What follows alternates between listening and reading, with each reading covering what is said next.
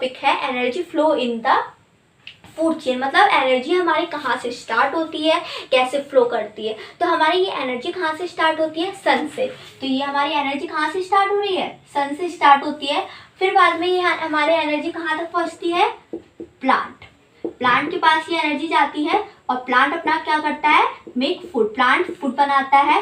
तो प्लांट को ही हम लोग क्या कहते हैं, प्रोड्यूसर। सन के बाद फिर हमारा प्रोड्यूसर, फिर हमारा जो हमारा होता है कंज्यूमर। कंज्यूमर में हमारे होते हैं हार्बिवोर्स, कार्निवोर्स और ओमनिवोर्स। तो ये हमारे क्या है, कार्निवोर्स, और हमारे ये क्या हो गया, ओमनिवोर्स। फिर हमारा क्या है, कंज्यूमर हो गया ये। फिर हमारा क्या है, डिकम्पोजर। तो अब बताओ आप कि जो हमारा प्रोड्यूसर है, सन से हमारा जो एनर्जी गई वो हमारे प्लांट पे गई। प्लांट के बाद की एनर्जी जो यहाँ 90% एनर्जी है, सन ने जो 90% एनर्जी दी वो डिकम्पोजर के पास क्या 90% जाएगी, मतलब रिड्यूस नहीं होगी, ऐसा नहीं होता।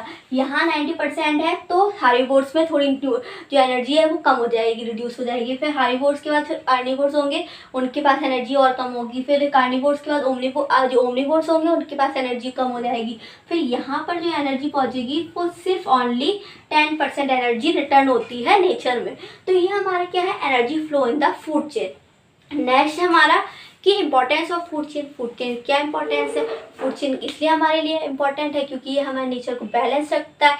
ये अगर हमारा फूड चेन नहीं होगा तो ये हमारी जो साइकिल है वो डिस्टर्ब हो जाएगी।